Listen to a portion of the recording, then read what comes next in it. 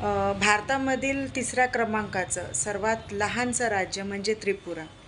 तर ह्या त्रिपुरा राज्यामध्ये आज विचार करण्यासारखी आणि चिंताजनक गोष्ट अशी घडत आहे की त्रिपुरामधील जे लहान विद्यार्थी आहेत, शाळा कॉलेज शिकणारे जे विद्यार्थी आहेत, त्यांच्यामध्ये HIV प्रमाण वाढत आहे. आणि HIV जे प्रमाण वाढलं गेलं आहे ते 900पर्यंत विद्यार्थ्यांना, शाळा कॉलेज शिकणाऱ्या विद्यार्थ्यांना HIV झालेला आहे. आणि त्यातील 47 मुलांचा मृत्यू हा HIV झालेला आहे. तर ही घटना त्रिपुरामध्ये घडण्यापाठीमागचं, एवढ्या मोठ्या प्रमाणावर घडण्यापाठीमागचं काय कारण असू शकतं? तर त्याचं कारणही तेवढं भयानकच आहे. कारण का की तिकडे जे ह्या HIV याची जी संक्रमण झालेलं आहे, तर ते संक्रमण आणि जी लागण झालेली आहे त्याचे जे माध्यम आहे, ते माध्यम हे ब्लड टू ब्लड इन्फेक्शन झाल्यामुळे तिकडच्या विद्यार्थ्यांना HIV झालेला आहे. तर तिथे जे अंमली पदार्थाचं सेवन केलं जातं, त्याच्यामध्ये ड्रग्ज घेण्यासाठी जे सिरिंज वापरले जातात, म्हणजे इंजेक्शन वापरलं जातं, तर ते एक इंजेक्शन असतं आणि ते ग्रुप वाईज ते नशा करत असतात, व्यसन करत असतात आणि ते अंमली पदार्थाचं सेवन करत असतात. त्याच्यामुळे ब्लड टू ब्लड इन्फेक्शन झाल्यामुळे तिकडे त्रिपुरामध्ये HIV प्रमाण वाढत आहे आणि त्याच्यापासून मृत्यूसुद्धा होत आहेत.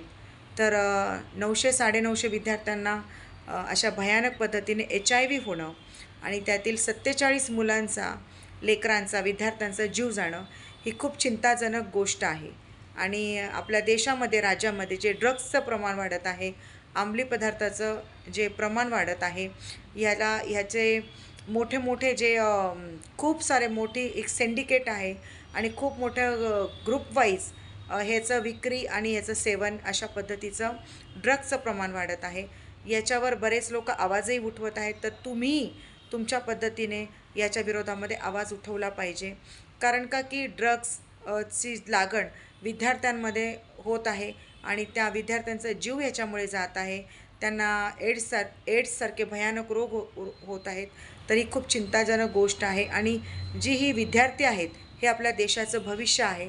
तर आपल्या देशाचं भविष्य सुंदर, सुरक्षित करण्यासाठी आणि अबाधित करण्यासाठी ड्रग्सच्या विरोधामध्ये, अंमली पदार्थाच्या विरोधामध्ये आवाज उठवणं गरजेचं आहे. सरकार काम त्यांचं करत आहेत, परंतु आपली एक सामान्य सिटिझन, नागरिक म्हणून सुद्धा आपल्याही काही जबाबदाऱ्या आहेत. तर तुमच्या आजूबाजूला जर अशा काही प्रकार घडत असेल, तर तुम्ही स्थानिक पोलीस स्टेशनला त्याची कल्पना द्या, जेणेकरून स्थानिक पोलीस स्टेशनलासुद्धा त्याच्यावर कारवाई करता येतील.